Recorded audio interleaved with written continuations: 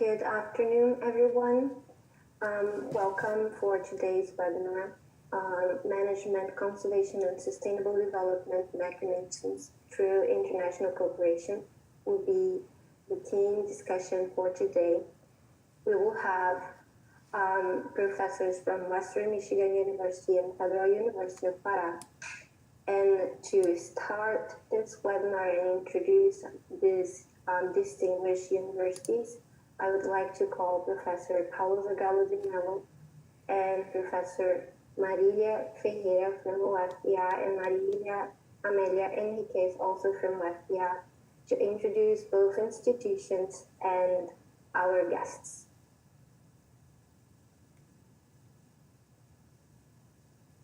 Thank you, Amanda. Thank you, all of you, for joining us today. For our friends watching from Brazil, olá, boa tarde a todos. É prazer ter vocês todos aqui no webinar da Western Michigan University e da Universidade Federal do Pará. This is a very recent partnership, but very energetic and dynamic, and that's why we're on our second webinar, focusing on research areas that offer common ground for collaboration between the Federal University of Pará and Western Michigan University. We have from the Western Michigan University side, we have two of our distinguished faculty who work on issues of sustainability, and you'll actually be, I'm sure some of you will be surprised to see to what extent, at least I know one of them has collaborated with Brazil, and so I'll leave that for their own introductions. I'd like to thank the Universidade Federal do Pará, the team at UFPA, for being wonderful in collaborating with us in setting up these webinars. It's great to have an opportunity to see you, even if virtually. Maria Amelia, great to see you here, and Maria as well. You know, it's really glad to have you with us here today. I'd like to ask our Director of Study Abroad and Faculty Enrichment, Dr. Lee Penyak, to introduce our faculty members who are going to be speaking on behalf of Western Michigan University, and then after those introductions, we'll go on to have the same introductions from UFPA. So Lee, if you want to briefly introduce yourself and our distinguished faculty here today. Thank you. Thank you, Paulo. Again, it's a pleasure to see and meet with our colleagues in what Paulo describes as our second webinar to seek common ground for cooperation. I am the Director of Study Abroad and Faculty Enrichment at Western Michigan University. I've been here for about almost 5 years. And my own background is as a Latin Americanist. As a matter of fact, I have a PhD in Latin American history, though my specialty is Mexico. One of my goals has always been to visit every country in Latin America, and I'm close to succeeding in that goal, very close. And I've had an opportunity to go to Brazil on 2 separate occasions, and I'm in love with the country and can't wait to get back there again, and actually have plans to do so maybe at the end of 2021 for a bit. So we'll see how that works out. But when I last met with colleagues, we spent some time talking about our virtual classrooms at Western Michigan. And I'd like to spend just a minute speaking about our Global Classrooms initiative, because it's equally important. In this Global Classrooms endeavor that we are promoting vigorously at Western Michigan University. The goal is to have our students and students from international universities work cooperatively and jointly on one or more assignments with the goal of helping our students work with students across time and cultures and engage with students from different linguistic and cultural backgrounds. If anyone present today from either WMU side or our partner in Brazil is interested in talking more about global classrooms, please let me know, because we will help you to create those types of opportunities. Western Michigan is pleased to have two professors, Dr. Sauk, Emeritus Professor, and Dr. Moser, each with interest and experience working with issues of sustainability, present with us today. I've asked both Dr. Sauk and Moser to kindly introduce themselves, and I would encourage them not to be shy. Feel free to, talk about your accomplishments and your interests in Latin America, and I think I'll begin, if I may, with Dr. Sauk. Dr. Sauk, please introduce yourself. Thank you. Okay, thank you, Lee. Excuse me, I've just six days out of surgery, so I've lost a lot of weight and part of my voice. But yeah, I've been a little bit contrary to what it said in the YouTube flyer. I did not spend 6 years down there doing mineral exploration. I was, in fact, a full-time visiting professor at the UFPA, teaching geophysics as applied to perhaps mineral exploration, perhaps oil exploration, groundwater exploration, tracking groundwater contaminant plumes, and all sorts of other things, helping archaeologists look into the subsurface before they dig.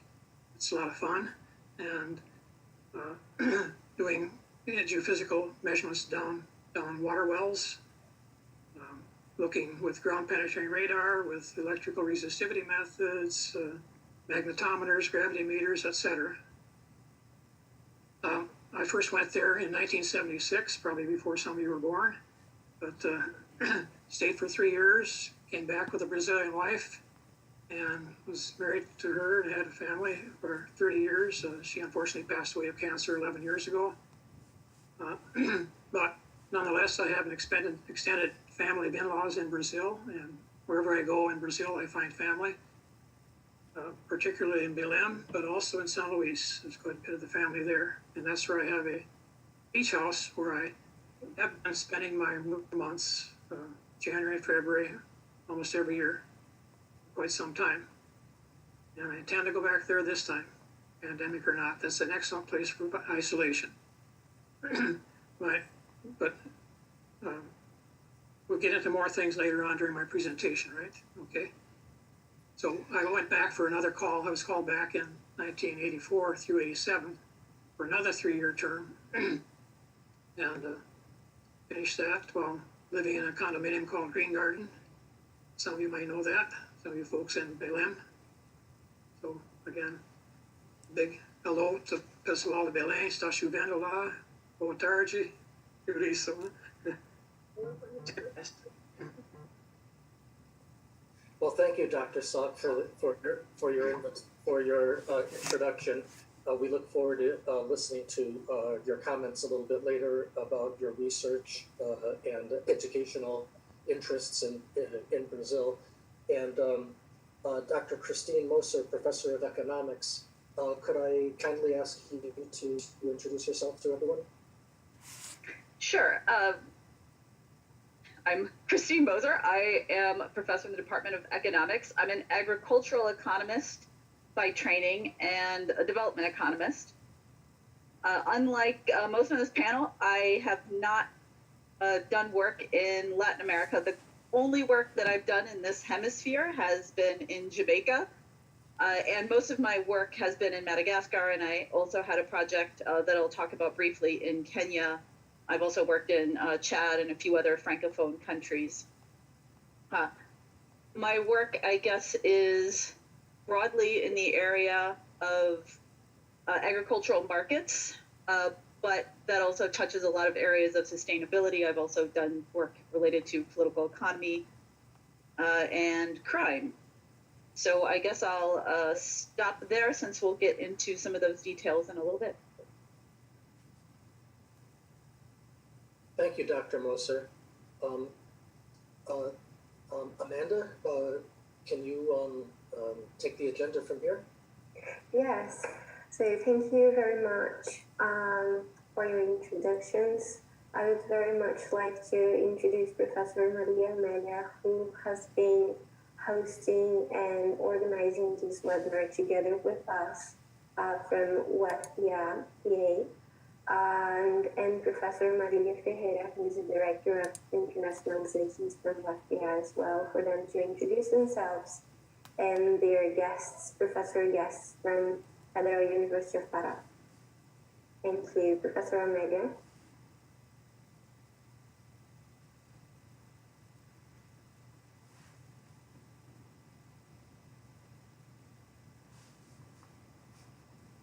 Professor Amelia, I guess your phone is on mute.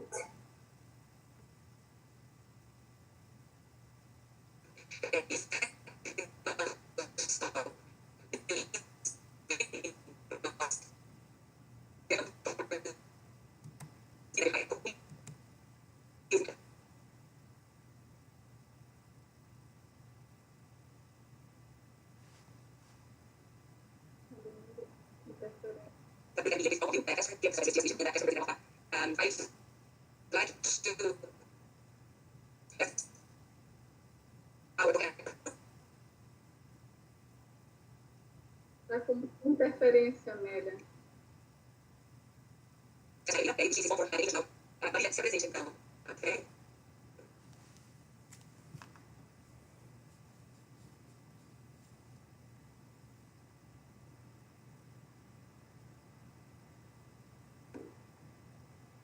Hello. I'd like to, once we are having some technical issues on the microphone of Professor Amelia, I would like to call Professor Maria Ferreira to start introducing the Federal University of Pará. Yeah, thanks a lot. On the behalf of the rector from the Federal University of Pará, I would like to greet all professors present in this virtual space, Professor Moser, Professor Sul, Professor Zagallo Melo, Professor Vecchione, Professor Cobbin, and Professor Lee, Professor Maria Amelia also. I also would like to greet all our guests and other colleagues. We from the International Relations Office at Federal University of Pará are really delighted in promoting this getting together with Western Michigan University to discuss such an important theme as management, conservation, and sustainable development. I thank you, professors, for your intellectual sharing this time. I also would like to thank Maria Amelia Henriques and her team, who had worked a lot to organize this awesome moment. I really wish we can exchange this afternoon scientific knowledge, personal views, and experience to inspire people to change their world. And yes, we would like to talk about global classes or global courses. I will send an email later to Professor Lin. Thank you.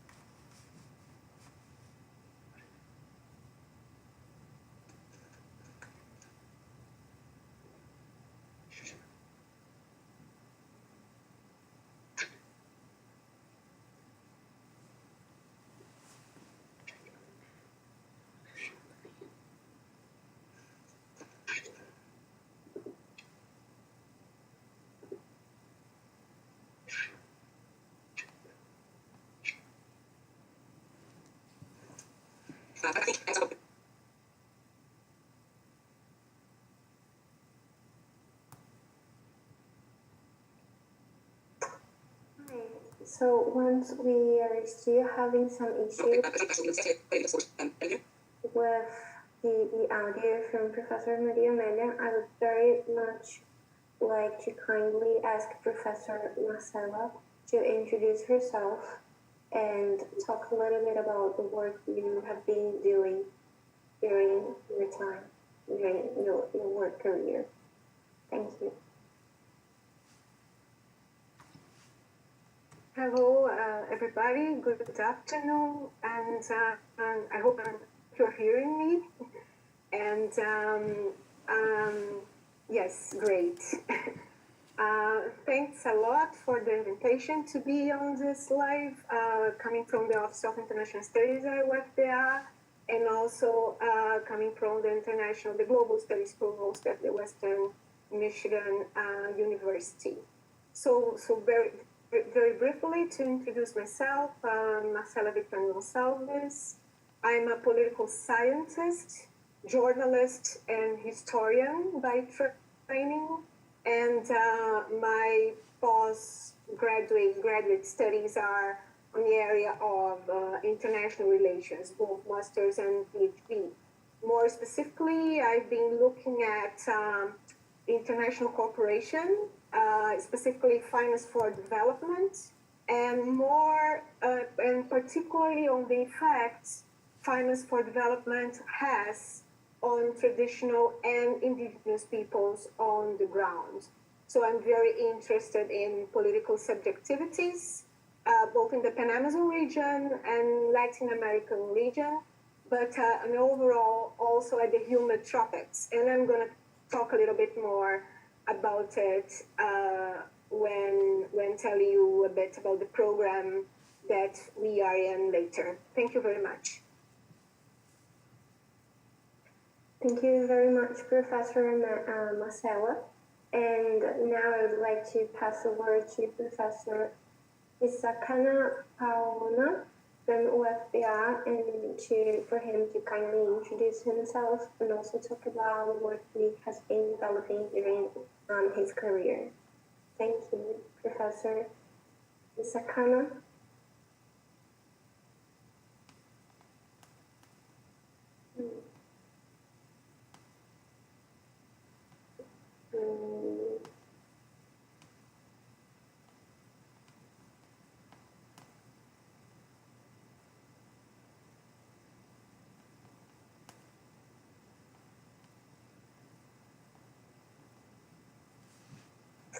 Okay, so let's move on to the Professor Maria.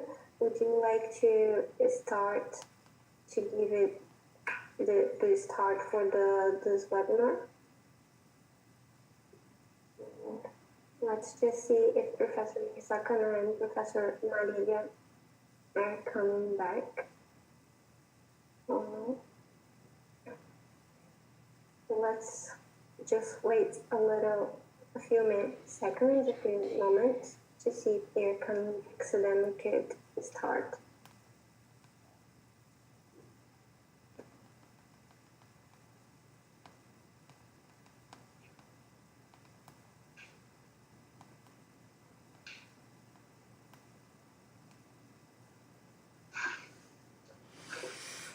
Well, once Professor Amelia and Professor Akana are coming back, I would like to ask Professor Moser, Masala, and Professor Stock who are in here, how do you think, to start the conversation with the topic, how can international cooperation help with the development of sustainable economy and environment?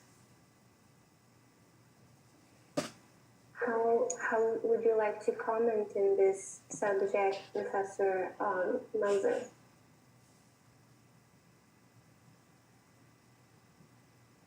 I think there are a lot of potential areas for cooperation where I think we could just learn from each other. So I think the sharing of research, So as I said, I haven't done research in Brazil. I haven't yet been to Brazil, but I've done research that I think that would be really interesting to some of the same issues you are probably thinking about there. So I think just the sharing of knowledge and information will go a long way to coming up with ideas and studying what works and what doesn't in different environments, in different economic situations.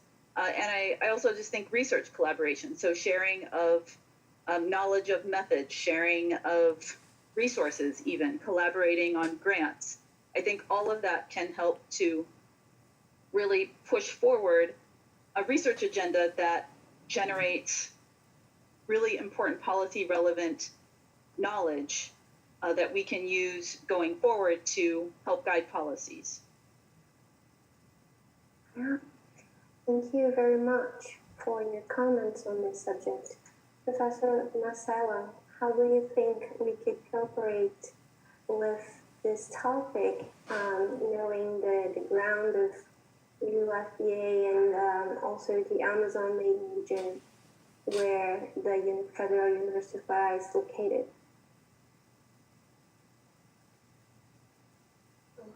Hi again.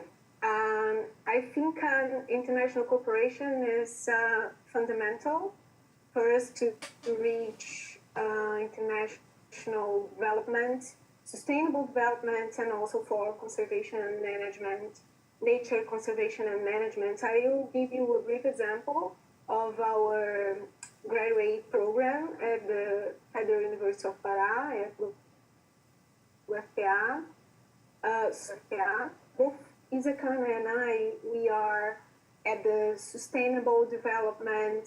It's a graduate studies program on sustainable development at the Geometropics.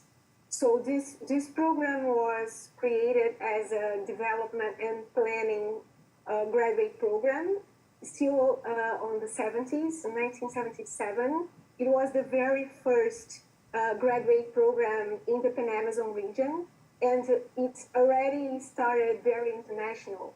We started with collaboration both from the US corporation and the German corporation, and we started having many international students. We are an interdisciplinary program, so I really believe that for making international cooperation on sustainability and nature conservation, we have to have interdisciplinary take on it, like taking the opportunity to have debates with many disciplines, across disciplines, transdisciplinary debates, right? And also to have this cooperation with many universities around the world. So as I was saying, we started still in the 70s as an international program, just the master's program, and then in the 90s, right after the UN's convention, the Earth Convention in Rio, 1992, we started to think about a doctoral program that started on 1995 with the SHIFT Corporation coming from the German technical corporation GIZ. So that's how we started as a graduate studies program, and I'm giving you this example to say that, to stress that education is key for promoting this kind of sustainable development, and of course, an education that is global and that can be enhanced by international cooperation is fundamental for us to promote a global dialogue so that we can have sustainability globally. Thank you very much for all this amazing comments and giving us the idea of how the youth cooperation might work. And I would very much like to ask Professor Sok to give his opinion about how we can cooperate internationally in order to promote a sustainable economy and environment. Well, I think I'm in a position to give a more historical view.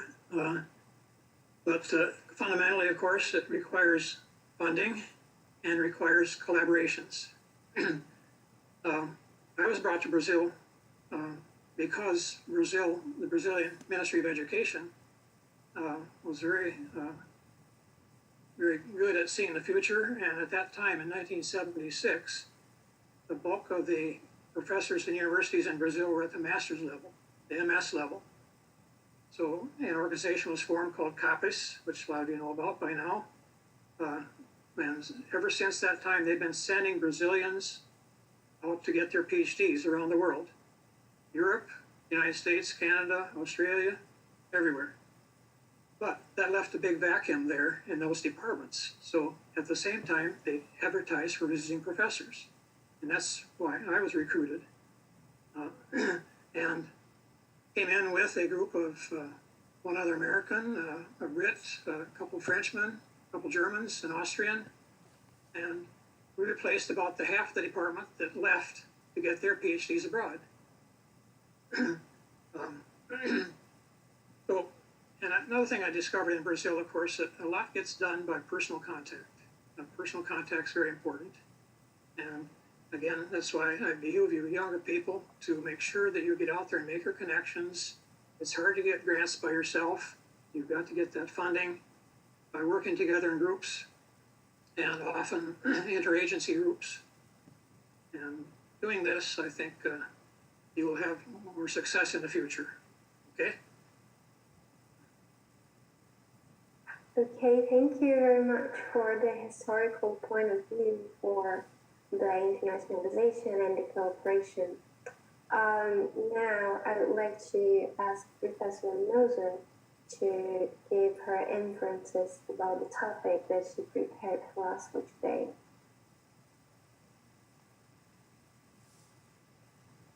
All right, let me go ahead and share my screen.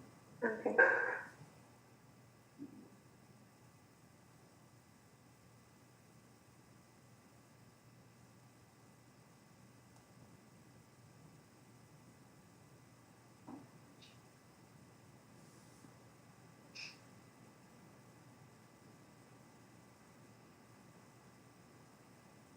Okay, so I already did a little bit of introducing myself. So again, I'm an agricultural economist, so that's largely what drives a lot of my research agenda.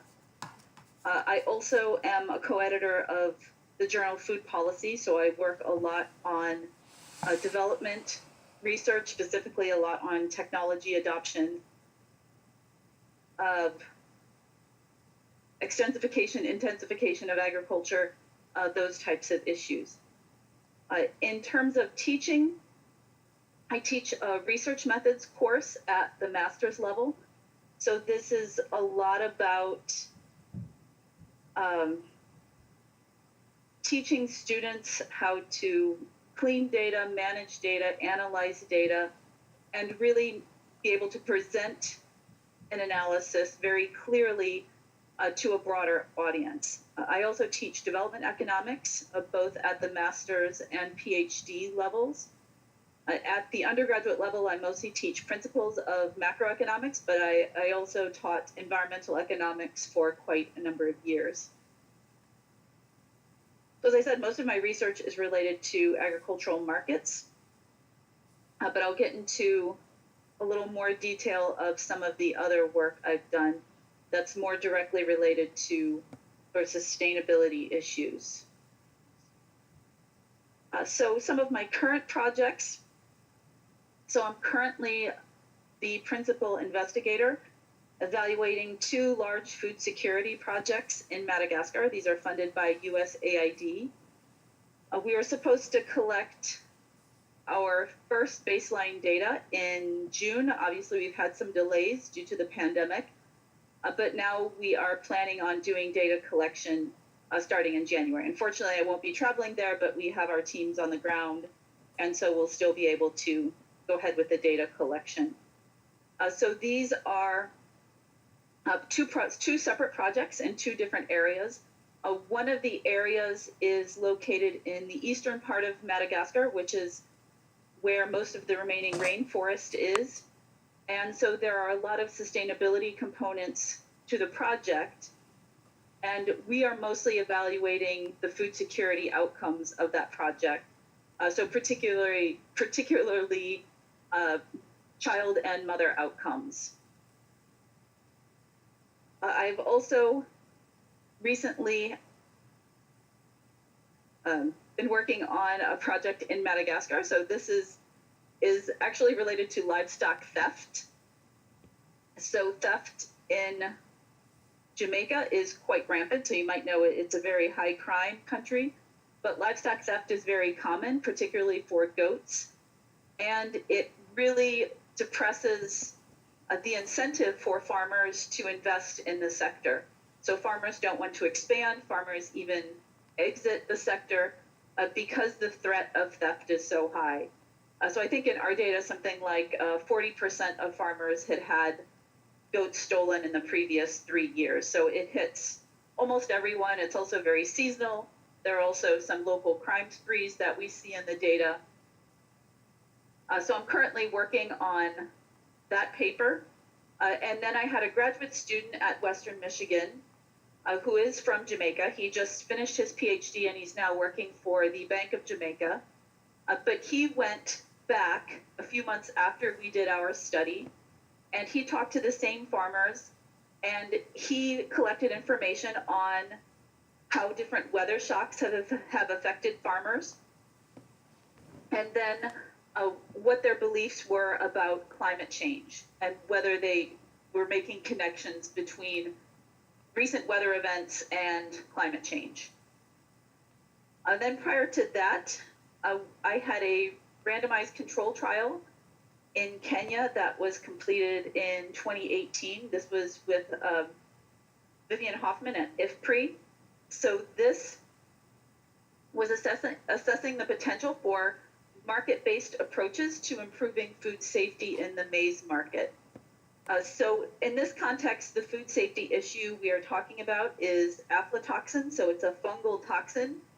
And because so many people rely on maize in eastern and southern Africa, this is really an important food safety issue.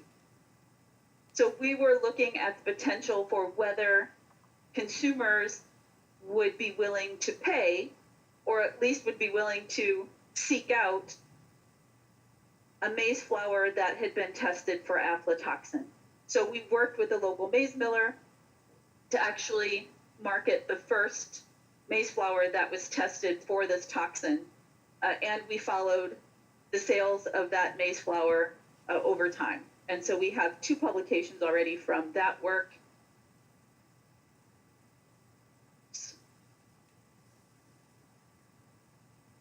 And now some of my prior research that's perhaps more closely linked to sustainable development more directly. So I've done, I have 2 or 3 papers related to deforestation. So one of the simple questions, again, all of these papers were in Madagascar. Madagascar, if you don't know, it's a very large island. The remaining forest is quite small. So it doesn't have a lot of forest compared to Brazil, but because it's an island, it's quite similar to, let's say, the Galapagos Islands. It's very rich in biodiversity. And so there's a strong interest in trying to preserve the remaining rainforest. So one of the papers I wrote had to do with how population growth and things like isolation and road access affect deforestation. I've also looked at the politics of protected areas. So Madagascar had a president in the early 2000s who was very interested in expanding the amount of protected areas in the country. He actually announced a doubling of the areas under protection in 2003. And so one of my papers looks at how that worked out for him in the election that followed in 2006. And so I find that it did actually depress votes for that president in the election near areas where the protected areas had been expanded, but it really wasn't enough to change the vote. He won that election quite handily. I've also done a fair amount of work on technology adoption. As I said, I continue to read a lot of papers in this area because that's one of my main responsibilities as a co-editor. But this goes back to actually my master's work in Madagascar, where I was looking at the barriers to adopting technologies that intensify production on existing plots. So this was an area near the rainforest in Madagascar, and farmers have the option of either growing rice on the hillsides where they typically slash and burn, or they have the option of trying to grow more rice in existing irrigated plots in the valleys. So the idea was that if you can get farmers to grow more rice on their existing plots, that can reduce deforestation. So I was looking at a specific rice technology that was supposed to be suitable for smallholder farmers. It didn't require a lot of external inputs being purchased. So I looked at some of the barriers to adopting these technologies. And finally, as I said, I've done a lot of work on market integration. So looking at how isolation and integration of rural markets affects household welfare, and kind of tying this back to deforestation and land use, you can think about how isolation or the opposite of that, integration of rural markets, has secondary effects on things like deforestation and local prices and welfare and things like that. So I will end there, and I look forward to having some discussions on areas of research that we may have in common.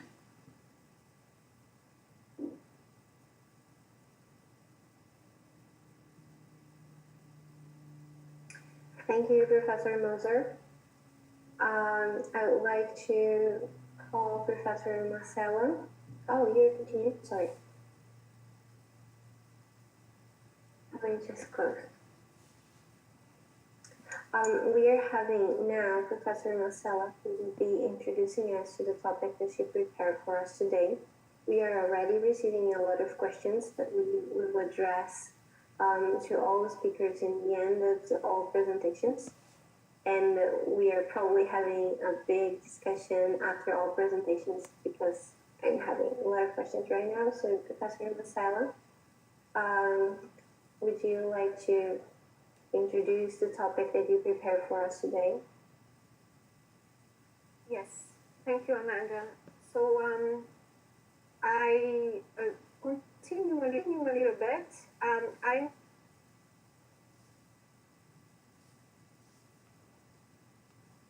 have the program in general, and then I'm gonna channel through more my specific topics of research. So the program right now, we have 4 lines of research. One, it's more strictly related to conservation and nature management. The other one is more related to agriculture economics, regional development, and agrarian development. So it's very much in tune with the research Christine was just talking about. So very much in common, lots of things to talk about. And we have another line of research that's more related to the whole of states, institutions, and public policies at the Geometropics. And another line of research that's more related to studies, societal studies, urban studies, demographic studies, mobility studies, and cultural studies as well. And also the social production of space, both in Amazon and the global south. So these are the 4 lines of research that we have in the program. That, as I said before, we are an interdisciplinary program, so we have from natural scientists to geographers, political scientists, economists. So it's very multiple in that sense.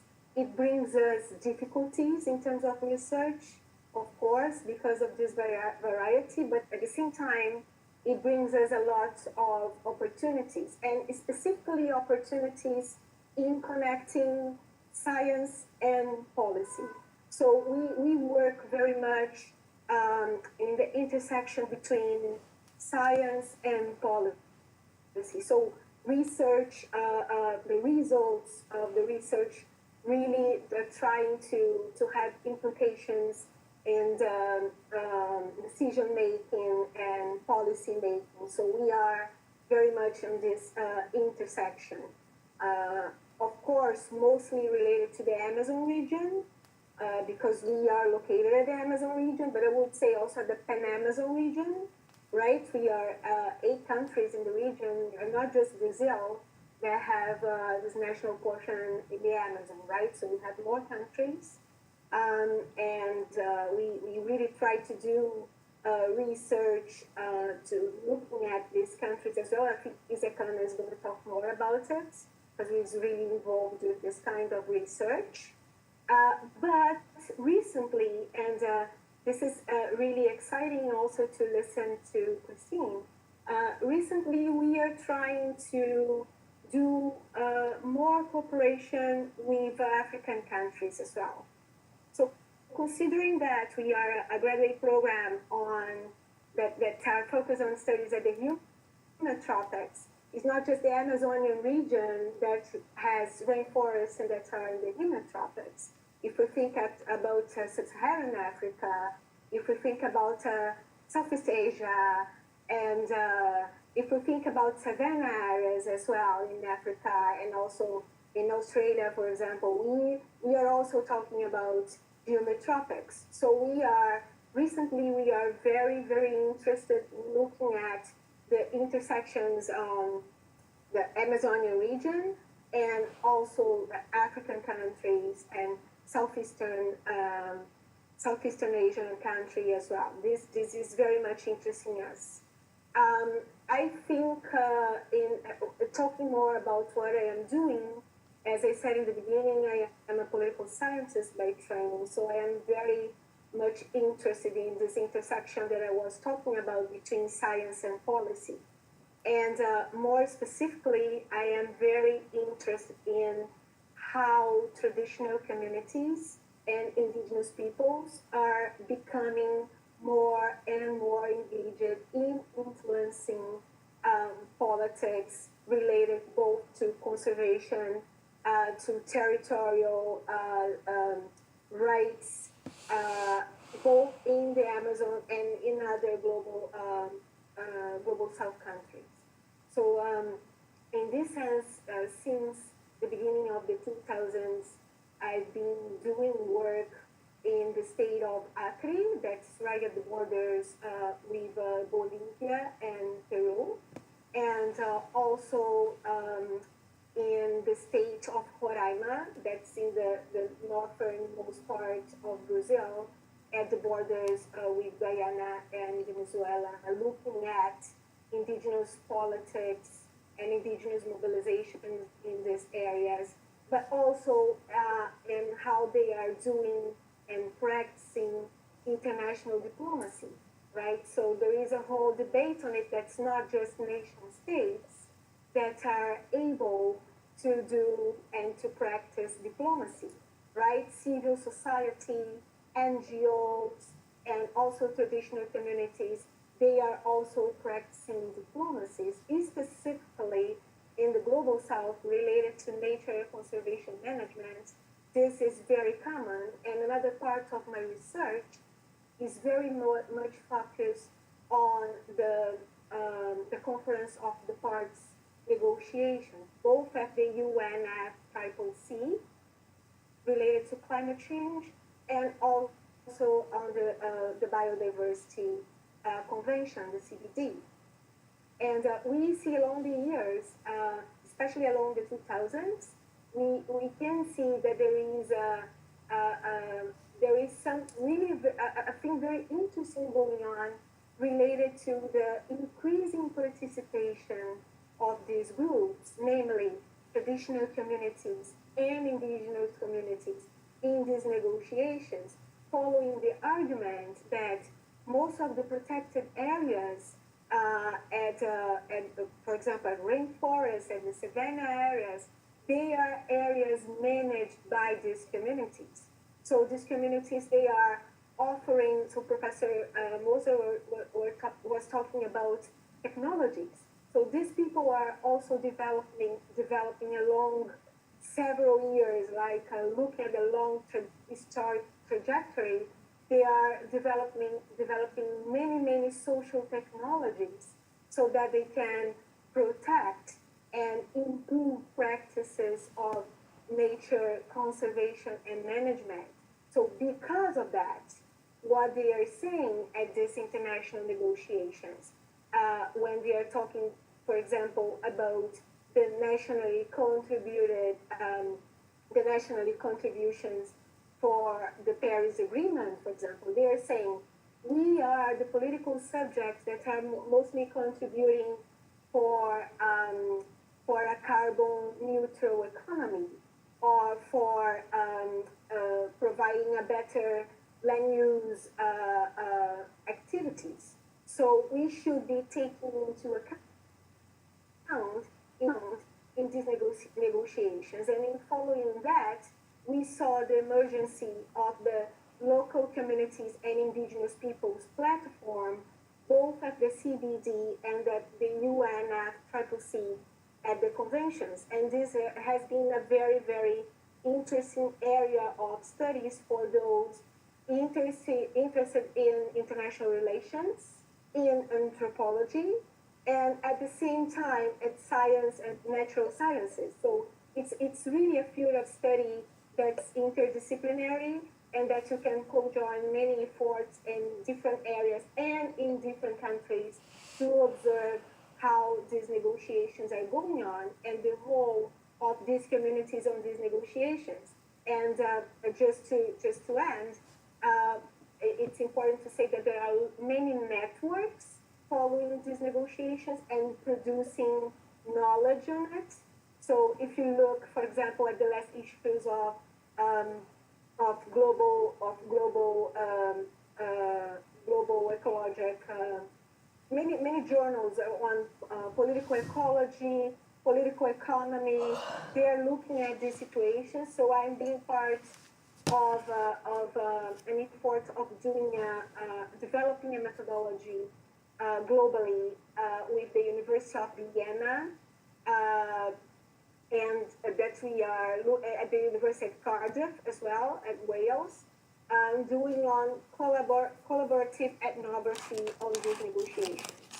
And so far, we have some results on it, confirming that the role and the political agency of these groups has been improving along the years at the negotiations, but most interesting, their participation at the international negotiations has been improving the quality and the kind of agency that we have in these negotiations as well. So this is a very interesting work, and that's only possible through international cooperation with different universities and also different areas of studies.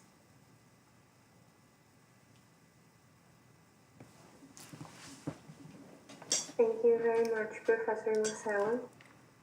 I would like to kindly ask Professor Corbin to get in the discussion. We were unable to talk to Professor Corbin previously, so first I'd like to kindly ask Professor Corbin to introduce himself to the audience and then share his thoughts on the subject.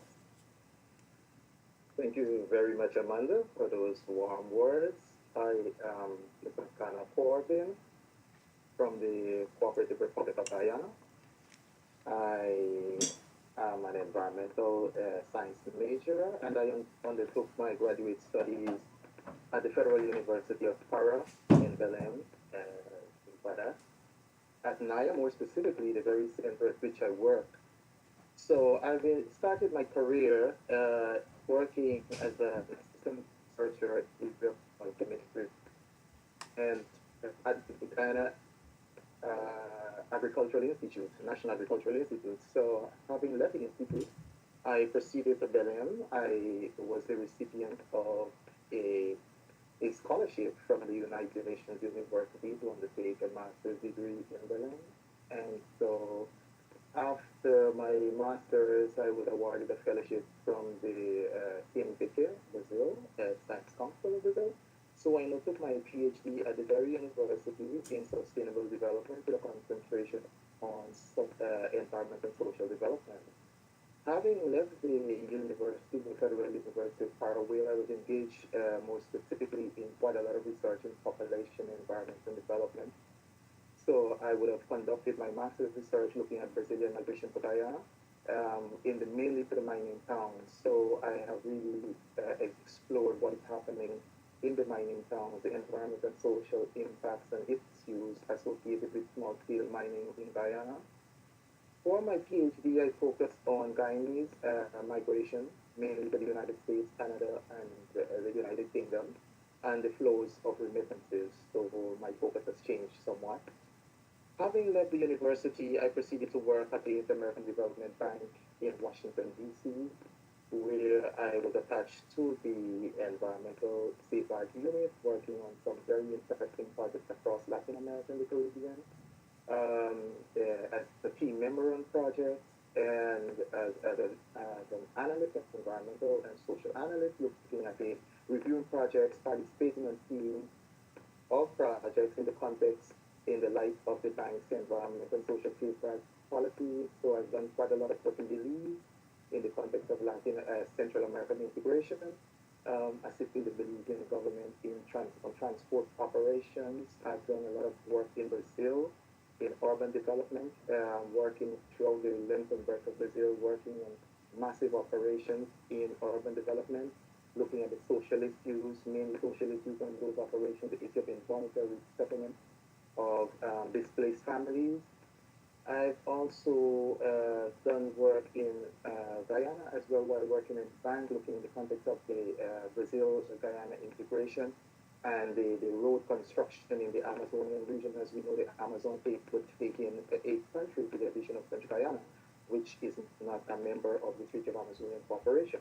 And so I have also been taking part in trainings in Santiago de Chile on the involuntary settlement. As you know, for those of us working in international development in Latin America, the Caribbean, in Africa, in Asia, we would know that the issue of involuntary settlement is very important in urban and rural projects, as well is very important in the context of climate change. I remember speaking about climate change. I remember asking that question of the 5 Cs, which coordinate activities regarding climate change for the Caribbean region. And I asked the question whether they have been working in involuntary settlement, because when disaster strikes, persons have to go. Well, how will we plan that? Will we look at it from the perspective or address it from the perspective of crisis management, or will we be more proactive in terms of planning for involuntary settlement? As we know today, talking about climate change, that is very, very important population displacement. In addition to which, moving more specifically to the Amazon, we know that the large-scale projects, whether it's in energy, hydroelectric operations, monocultural agriculture, etc., all of these operations, or most of these operations, do trigger involuntary settlement of population displacement. So I'm moving to the Federal University of Para. I was able to bring that experiences in while working at the IDB and also collaborating with operations funded by the IFC, World Bank. So I was able to bring those experiences to the Federal University of Para, more specifically to NIA, where I teach courses, graduate courses at the master's and PhD levels, that is, in population, environment, and development. I also teach research methods. I've also introduced a course on environmental and social impact assessment and development projects, which I think is very important for us. I also teach a focus on epistemology of interdisciplinarity. So where I'm able to share my experience in interdisciplinary training and my work on real life projects across the region of Latin America and the Caribbean with my students in the classroom. So I have been supervising graduate students as well in master's and doctoral research, mainly in population environmental development issues. Specifically, some of my students have been focusing on Brazilian migration to the Guyanas. As you know, in the Amazon, the Guyanas are very much unknown to the rest of Latin America. So that is very important for us at NIA. Many professors are also engaged in research on the Guyanas, Guyana, Suriname, and French Guiana, of course. And so my focus at present is on the Guyanas, Brazil, and the Guyanas. So I have been supervising, as I would have said, research in that regard. And also, we have at NIA a project on population, environment, and development of the Amazon, which completes 20 years in 2020. This project is a very important initiative to us at NIA, where we consider the Amazon in an integrated context, looking at the demographic variables and the interrelationship with environment and land use and environmental change in the region. So, including French Guiana, which we also consider to be Amazonian, although, as I would have said, France is not a member of the Treaty of Amazonian Cooperation, a signatory that is.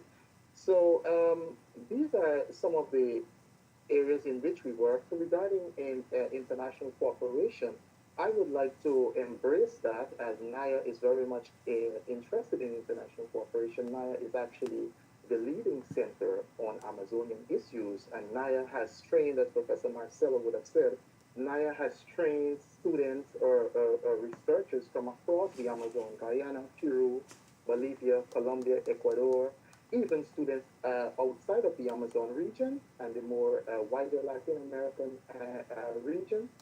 Also, NIA has had students from Africa, even Japan, and NIA welcomes researchers from across the world. So we have been very welcoming to the scientific community, also to the international community, having a UNESCO chair at the center as well, which is coordinated by one of my colleagues, Professor Luis Araba, who's not here today. We also have many other professors on staff who are conducting work in the Guyana. Let's say, for example, Professor Leisure does quite a lot of work on the Guyana Shield initiative. And among many of Professor Hall's also Venezuelan staff, member staff, she has been doing a lot of work as well on in the context of UNAMAS, the Association for Amazonian Universities, which was very vibrant 15 years ago, where we've had the exchange of researchers and staff across the Pan-Amazonian region, which is still active today. The association is still active, of course. The activities are not coordinated by NIA at present. And so we have all of these initiatives. And my line, as Professor Marcelo would have spoken about the lines of research, and my specific area is in society, urbanization, and population. So we have students who would come in looking at, for example, Venezuelan issue, the Venezuelan crisis, which is very important to NIA and the scientific community, looking at the displaced population. We also have indigenous populations that are part of, that are experiencing the effects of that displacement today. And we also have students looking at, I've had a master's student who looked at traditional population and folklore medicine in the context of Brazil, traditional population, the Quilombolas or Quilombas. And so regarding my futuristic plans in working here at NIA and the Amazon and Latin America and the Caribbean, given my Caribbean origin, I would like to embrace international cooperation. I would also like to do some work as well with Caribbean national or members of CARICOM in Brazil. I think that is very overlooked, or there is no such research that I know of that focuses on CARICOM nationals in Brazil. We have 8, there are many nationals from Haiti, we have Guyana, we have, although the population, I presume, would be smaller as compared to the number of Brazilians entering CARICOM countries.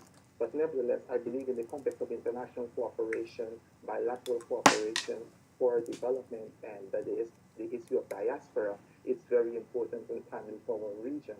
Moving beyond that, I've been also been cooperating with the University of Guyana, more specifically the School of Earth and Environmental Sciences, where I teach a graduate course for them on environmental impact assessment. Once more, I'm able to share my expertise gained from working in Washington and throughout Latin America and the Caribbean with those students. And so I have been doing quite a lot in the region, embracing working collaboratively with other professors and staff in publications, in having research papers published, working with students, publishing together with students, which I just try to incentivize as well, and also publishing with my counterparts in Guyana and also Suriname. So regarding international cooperation and the opportunities here today, I think that there's quite a bit that we can do together with our counterparts from the Western Michigan University in terms of finding common grounds in population, as Professor Christine would have said. She does work in the area of Africa, which we also are much engaged in, becoming more stronger actually in the region, the continent of Africa, where we've had several students from Africa, and remembering that Africa also shares the Geometropics, and so this is also one of our areas of priority. And so I will stop here for now, unless there's a question more specific that is directed to me. Thank you. Thank you very much, Professor Corbin. We will come back with questions very soon. I would like now to call Professor Salk for him to give us his comments that he prepared for us for today's presentation. Professor Salk. Thank you. As I said, I spent, you can't see my pointer, of course, can you? Yes. I'll just take care of the pointer. Okay, so my present on top in the, oops, we lost it. One moment, I need to share it differently. Previous affiliation at the bottom. My work in Brazil in teaching, that's not it either.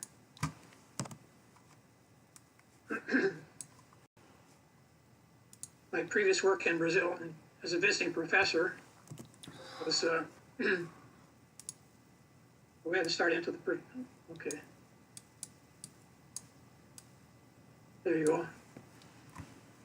Was largely in teaching geophysics as applied to these various applications and looking into the subsurface. And anytime you go beyond the top of the soil, you're dealing with the subsurface. And many people make the mistake of thinking it's homogeneous, but that's a very bad mistake.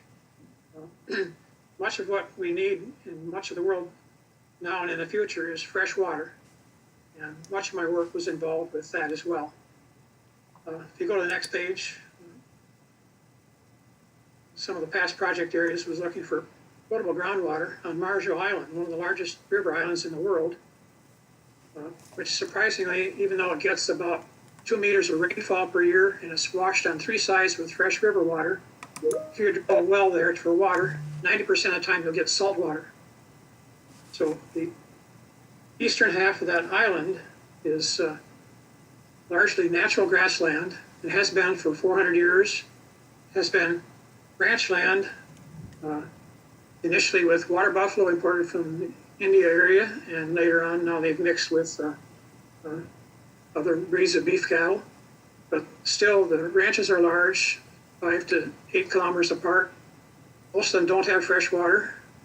The water they get is impounded in reservoirs dug by tractors during to impounding during the rainy season. And when that water dries up, the cattle die. They have a very pronounced dry season, about 4 or 5 months a year when no rainfall comes down in a very heavy rainy season, of course. We were able to use geophysics to, well, I can get into this later, but just, again, this is just the outline. In the Manaus area, we worked also with water problems and also some agricultural problems. Interesting enough, the leafcutter ants. In the Carajás region, it was somewhat teaching mineral exploration, but there was also water problems. And that area has a very interesting history because, contrary to most places in the world, this is a place where the mining interests are not conflicting with environmental interests. In fact, they cooperate tremendously because it was the mining concession that was preserved by the company Vale de Rio Doce Valley that has preserved a huge amount of forest there. And back to Belém, the Federal University of Pará, there are various agencies. We worked with Embrapa, looking at contaminant plumes on groundwater under the city, various places, archaeological sites, and so on. Next slide, Hunter. This is an old slide, 1984, Google Earth, and unfortunately it doesn't show green where it should be green, but the smooth areas are, in fact, all forest. Only in this area to the southeast corner, you start getting into the savanna or cerrada. The rest is all forest with very little sign of intrusion by humans. As I mentioned, I first went there in 1986 or 1976. So it was even more primitive. Another thing on geography, of course, there's the Guianas up above there, which are Akana talked about just now. But just below that, we have the state of Pará, which is larger, by the way, than typical for Midwestern United States, say Wisconsin, Michigan, Illinois, Indiana. And this area is cut through, of course, by the Amazon River. This is followed by the next slide, which shows in 2016 the intrusion by clearing from the southeast and from the south and southwest considerably. The area up above the top, the state of Roraima, that's, I believe, all natural grassland to begin with. And this one in the middle of the Pará state, you can also see where some of the roads have gone. But I've marked in red some of the areas I'm talking about. Marjo Island, Manaus, up in mid-river, Carajás, the mining district, and mountain range in the southeast of Pará, and Belém. Looking carefully at the Carajás district, you see that's now an island of green. Very large area, about 130 kilometers across, which, as I said, was preserved in the first 2 decades, the 1970s and 80s, by the valleys, the company Vale de Rio Doce, by their security guards, protected it from invasion and deforestation. Next slide.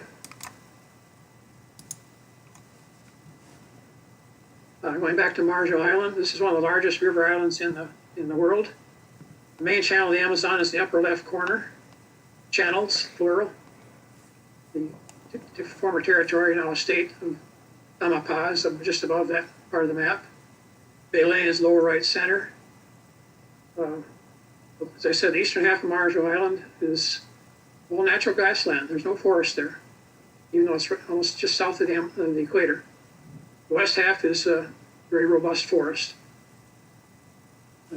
East half, as I said, has been a natural grassland and used for ranches, primitive cattle ranches, for 400 years, always with the problem of getting fresh water. The ranchers typically used buffalo carts and 50-gallon water barrels to move to the nearest ranch that did have, the occasional ranches did have fresh water. They didn't know why. So they would fill up their water barrels and bring it back to their home ranches for drinking and cooking. Cattle had to drink brackish water, the dirty water, from the ponds that had been excavated until they dried up. Next slide. This is transportation in the rainy season. Water buffalo are very big and powerful. We didn't usually get out. These big 2-wheel buffalo cars with 6-foot diameter wheels. The only transport in the rainy season, other than small horses. But we typically didn't get out and walk through areas like this because of the electric eels. Very shocking. Next slide.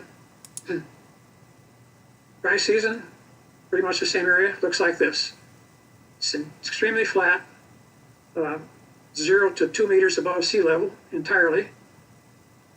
And then during the dry season, it dries out and the clay soil bakes extremely hard. Sometimes catches fire and becomes all black. So here's a Jeep making a run for water to another ranch. Next slide. Of course, in the Amazon area, there's big fish. Those aren't just stories. That's the pure coup. Next slide.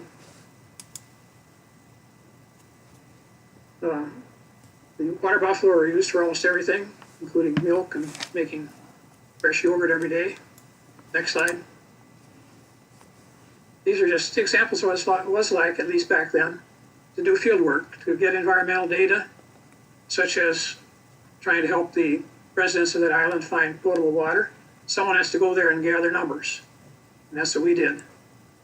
This is another place, not in Marjo, but typical of our places where we had to live for 2 or 3 week periods. Next slide.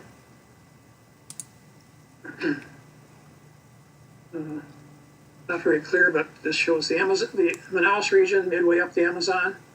Manaus is at the confluence of the Rio Negro, upper left, and the Solomonians going off from the lower right, where they converge, meeting of the waters at Manaus. At that point in Brazil, it's referred to as the Amazon River, but only from that point downward. You notice right below Manaus to the right, there's a very large river island that's about 30 kilometers in diameter. In the rainy season, in fact, the center of it's a lake. Very interesting environments. And smaller teardrop-shaped islands below that. Next slide. I tried to put in a few research resources. I said you need collaboration to work in these areas. The primary one in that area is IMPA. Very large, very old institute, very well equipped. Secondarily, you might have some help from the federal university, and even lesser perhaps from the state university. Next slide. The Rio Negro at Manaus is about 5 miles wide. See the upper slide. Seagoing vessels go there easily. The channel's about 100 meters deep. The annual variation in the water level at Manaus is about 15 meters, more than 45 feet. That's just normal, up and down. So this is the view from a marina at boat launching time. You slide down these rails till you get to the water. In the rainy season, that's all the water level, the shoreline is behind me, and you don't see the white beaches on the far shore. Next slide. And typical river transportation is this. Umberto is one of our colleagues at IMPA. But again, the Amazon is a huge area. To get out and do field work, to get real numbers and real problems, you've got to get out there. And access is always a problem. And it's always great distance. Next slide. There are environmental hazards that engineers have to take care of. Here they built a road going left or right across this whole thing, but without proper information about the hydrology of the area. In other words, the historical stream flows. So they got an extra heavy rainfall season and it all washed out. Next slide. I mentioned the leafcutter ants.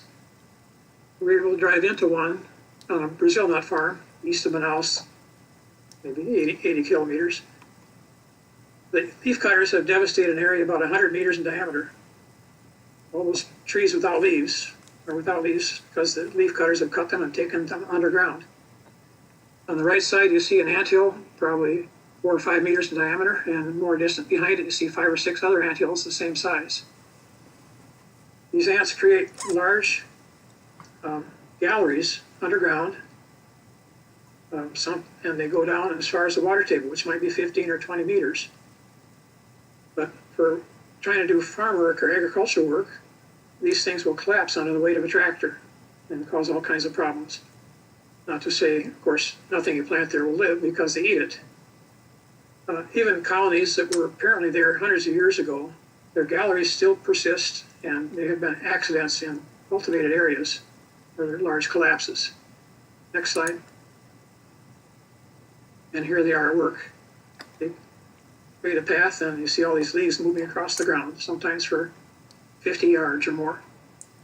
Next slide. Going down to Carjas, that's entirely in the purview of the company Vale de Rio Doce, which for the world stock exchanges has been shortened to Vale.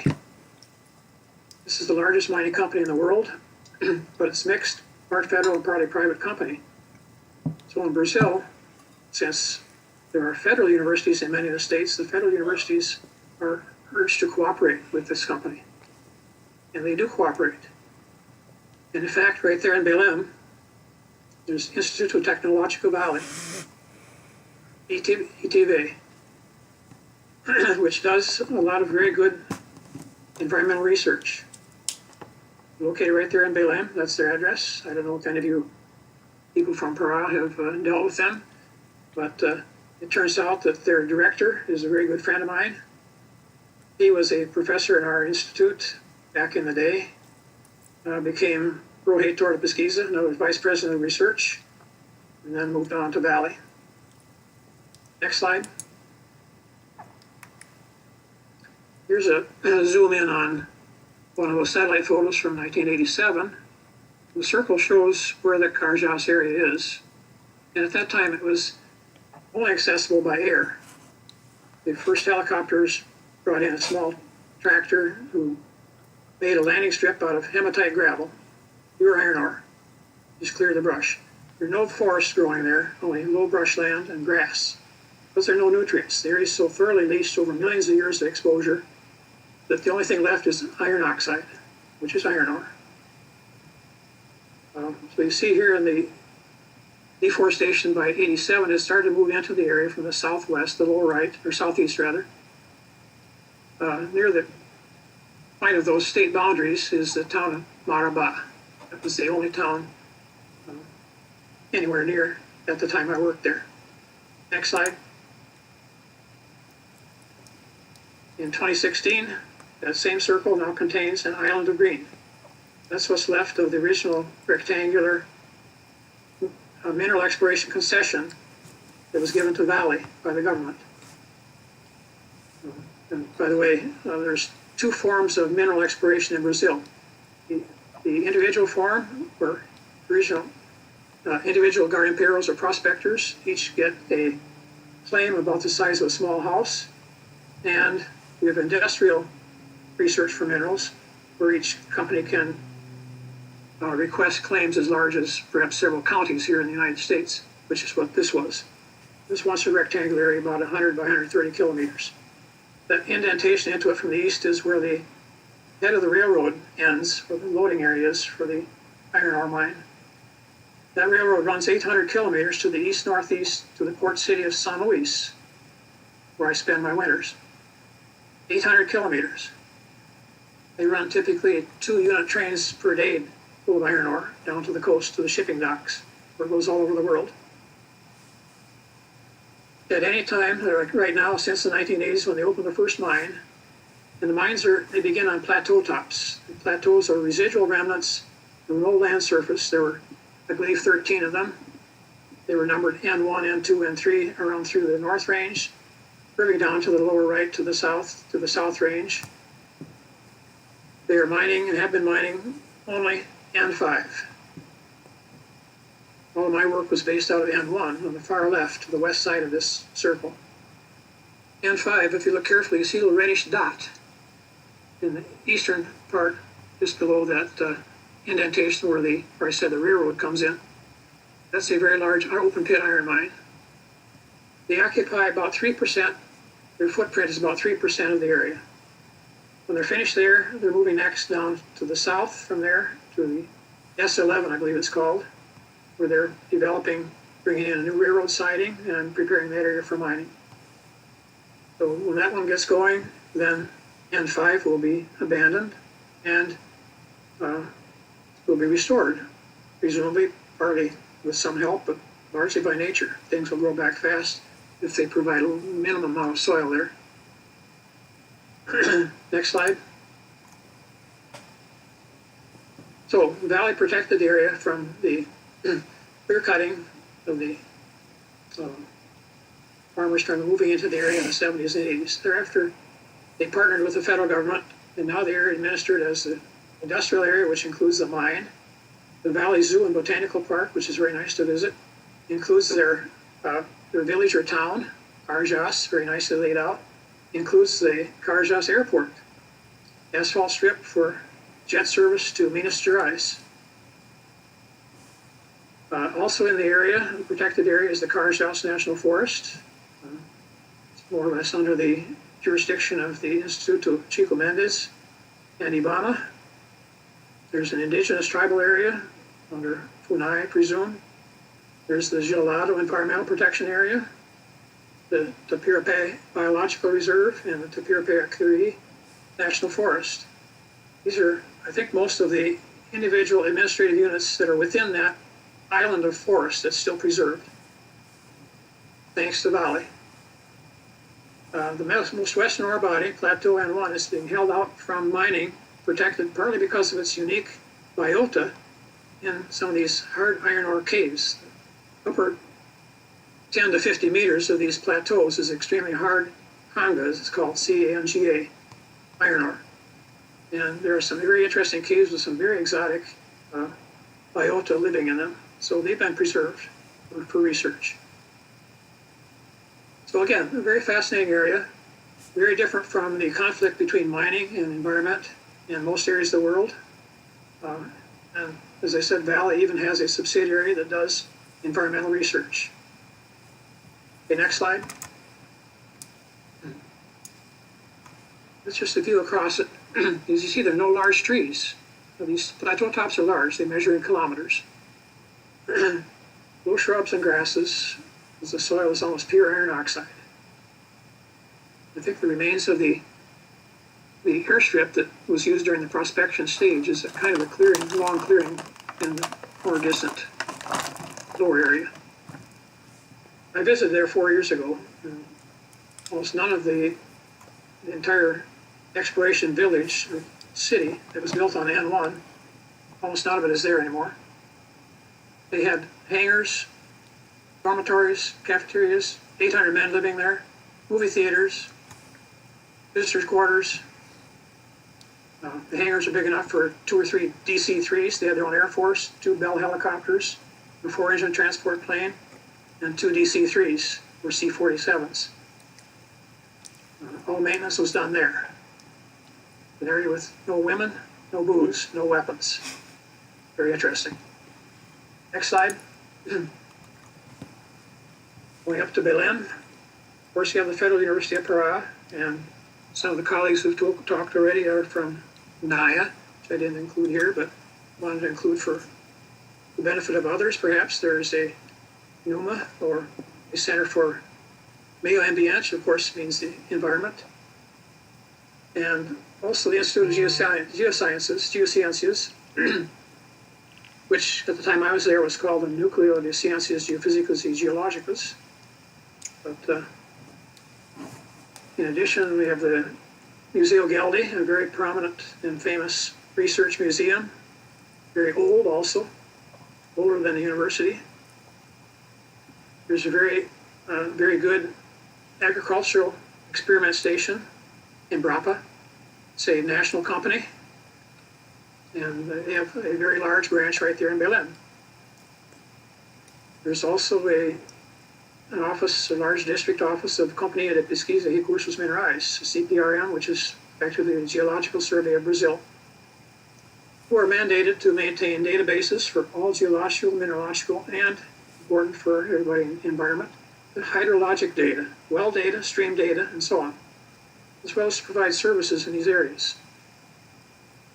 The next slide probably shows some more about the Federal University. Yeah.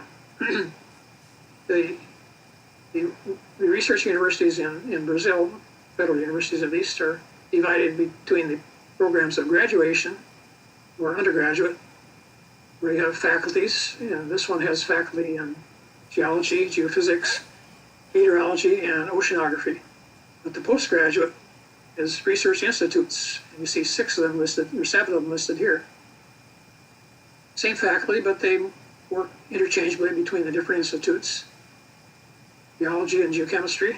Any of you environmental need to have a water sample analyzed for what mineral content is, ionic content, I'm sure they have a laboratory that can do it. If you need to know what little critters are swimming around in, you'll have to go over to the biosciences or microbiology group. This institute also has Sciences Ambientales, environmental sciences, with these are all master's and PhD programs. The program I was in was mainly geophysics. In fact, that was formed in 1973, one of the oldest, it's the second oldest geophysics graduate program in Brazil. By the way, the head of that institute, Jose Seixas Lourenço, some of you may know the name, moved up to become rector of the university, Reitor in Portuguese, and from there moved up to Ministry of Education in Brasilia and worked with the Ministry of Science and Technology, Amazonian subjects, and so on for many years. I think he's back in Belém right now. He had a big hand in starting a university in Santarém. Moving on, recursos hídricos, hydraulic resources, groundwater, surface water. As I said, as people continue to contaminate their near-surface reserves of fresh water, it gets harder and harder to find more and more usable fresh water. So this is a growing problem everywhere. There's also two very new institutes just down the Riscos e Desastres Naturais, risk and disasters, natural risks and disasters in Amazonia, and also a participation in the national network, which is HEDGI, National Network for Teaching of Environmental Science. Finally, in the bottom, there's oceanography. So these are the 7 graduate institutes, or 7 parts of the Graduate Institute in Geosciences, the UFPA. Next slide. So, to finish, thank you so much for listening to me. Reminiscences from 30 and 40 years ago, in part. But if you need to contact me, I am available as a resource person. I prefer internet, and that's my address right under my name there. Thank you, and good afternoon. Boa tarde. Thank you very much, Professor Salk. And you have a very good Portuguese while reading all those words in Portuguese. Thank you very much for your comments and everything. I would like now to ask the Professor Maria Amelia from Federal University of Pará, who also would like to talk to us now. Thank you, Professor Amelia. Thank you, Amanda. I hope my audio is okay right now. I'd like to thank very much for my colleagues for University Federal do Pará for accepting the invitation for this meeting, Professor Masala, Professor Sana Cobin for Núcleo Intellectual Prorector, Maria Ferreira is here with us, and that's like very much for Dalu. It's a very nice to see you again. And I remember when we started to discuss about this webinar in order to approximation our colleagues, our professor and research between Western Michigan University and the University Federal do Pará.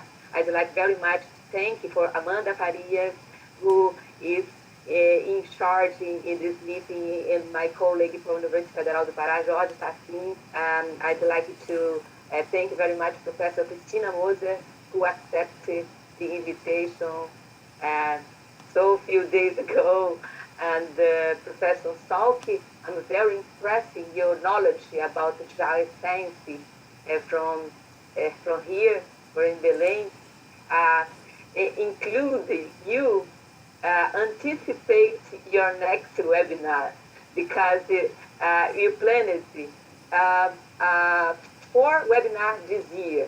Unfortunately, you have some delay, but the next one is in geoscience, because our strategy here is try to involve the the programs, the institute and the graduate program, which has a high level. Here in Brazil, the post-graduation program has a tax level. So, for example, NAIA has 6, the score. The maximum is 7. To achieve the 7 is an international program. So our goal in the Pro-Inter is to stimulate this program 6 to achieve 7, improving its collaboration, this international collaboration. I think it's very, so I'd like very much, I agree, Professor Lin Penhac. I think your proposal to do something global is very, very, very useful. You support it so much. Well, many things was discussed here about this conflict between biodiversity, society, and geodiversity. It's not for simple reason that the Amazon is in the eye of the storm in the sustainability debate. In fact, as Professor Salki shows in its picture, Pará State here in Belém is very, very rich places in terms of geodiversity. And the minerals that are the particular thing is specific location. It has a, how can I say in English, rigidez locacional, Professor Salt, locational rigidity, if I'm not strong. So the minerals is, it displays, it can change the mineral, but it coincides with the very high biodiversity. It's not the case of the deposit of iron ore as you show for us, but for example, for bauxite in the west of the Pará State, the bauxite mine is underground, and the sulfides is the very, very, very rich biodiversity, which is mean of the survival for lots of traditional people. For example, the extraction of castanha do Pará. So the bauxite mining have to deforestation the castanheiras, and this provoke a series of conflict with local population. So sorry, my longer explanation, but I'd like to introduce this discussion refers to United Nations the Sustainable Development Goals.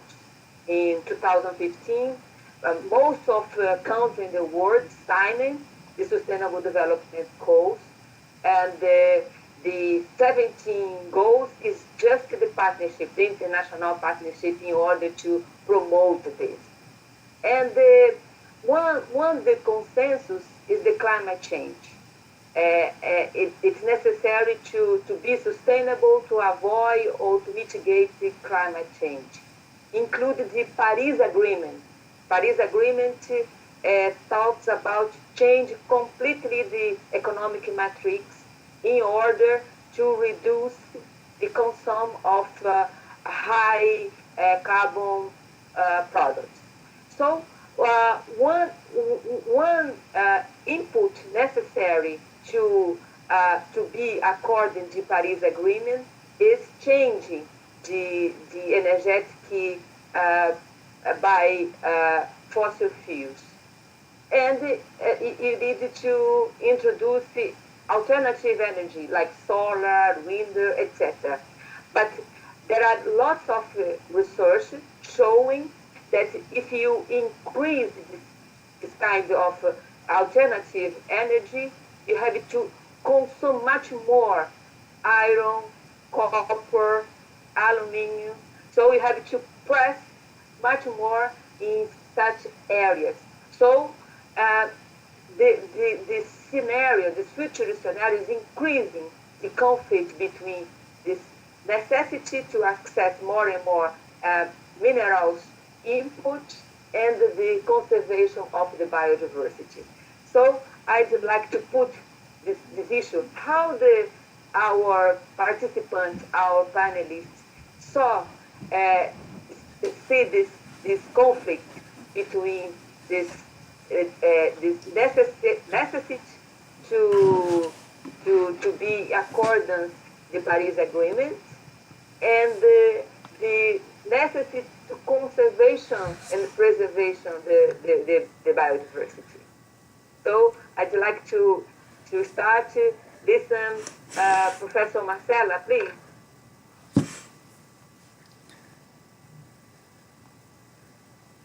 Hi, thank you for the question, Maria Amelia. I think it's very strategic for global economy, and also it's a need, as you said, because since the beginning of the 2000s, we saw a shift from the development millennial goals to the sustainable development goals. And as you said, in 2015, at the UN headquarters, 187 countries signed their commitment to follow up with the SDGs. And the SDGs, so 2015 was a super year for the environment and also for biodiversity, because we had the Paris Accord, also called Paris Agreement, in the end of the year, but we had this whole bunch of agreements and midterm negotiations before reaching the agreement. And what we are seeing since then is a kind of a channeling through global economy to the follow up with the SDGs towards a low carbon economy. So for now, for example, at the contemporary times, because of COVID, what we are saying is many countries talking about a Green New Deal, right? We see this in Europe, have the European Green New Deal, we have the New Deals, who is one of the most prominent launchers of this debate at the U.S. Congress, and she was re-elected now as well. So what you're seeing is that the economies and also the politics, the global politics, is taking up with this discourse of a Green New Deal and also of a low carbon economy. So it's when we look at the global commodity chain, right, what we also call the sustainable global supply chain, we see attempts of channeling the SDGs and the idea of a low carbon economy on their plans, right? But there is a very important thing related to conflict that's important to talk about, and that's your question also was related to it, because sometimes the way the global economy goes on has a strong impact on territories, even when the approach is a low carbon economy. We are under a very specific situation in our country now. It's not very worthwhile to go through all that here, but what we are seeing since the beginning of 2019 is a high increase in deforestation rates, a high increase of deforestation rates that are completely connected to human rights violations. So when we are talking about deforestation in the Amazon area, in the Pan-Amazon area, we cannot leave aside the debate about human rights, because usually deforestation, usually land use change in the Amazon region is strictly connected to human rights and territorial rights violations. And like territorial rights is not something outside of our social legal structure, because since 1988 in Brazil, we have territorial rights guaranteed by Article 231 in the Constitution, Article 232 in the Constitution, Article 225 in the Constitution, Article 215 and 216 in the Constitution, that guarantee collective land rights to indigenous peoples and to traditional peoples in which are included riverine communities and the enslaved communities, such as the Quilombola communities that Akana talked about. So I don't know if it's possible, but I would like to end showing a map. I will share my screen here. Professor Masala, yes? Professor Masala, your time is so short. I'd like to listen to Professor Salk also about this issue. Could be? Professor Salk, please. Yes, so if there is any time in the end, I just show the map. Okay. That's the only thing that I would say now. Thank you, Marcela. I'm not sure that I heard your question. You want me to speak to sustainability of mining and things like that? I think I can. Certainly, as we get more recycling, we have less mining. That goes hand in hand. We must recycle more. In order to build a low carbon energy system, we will need to use a lot of carbon, a lot of minerals to, as you said, to build the solar panels, build all the electrical equipment, the aluminum and copper and so on. So mining is going to be needed yet. I agree with you that the bauxite mining in the middle Amazon is terrible. They strip off huge amounts of forest, and their waste material contaminates the rivers terribly. Each kind of mining has its own footprint and its own characteristic. And again, as you say, mines are not just wherever somebody wants to make one. Mines are where chances, very rare chances of geology, put concentrations of these minerals. We can't move them somewhere else. They're there, but they're there. And they're very hard to find in some cases. The surface bauxite, that's fairly easy. The surface iron ore, that was fairly easy. They found that by emergency stop of a helicopter while they're looking for other things.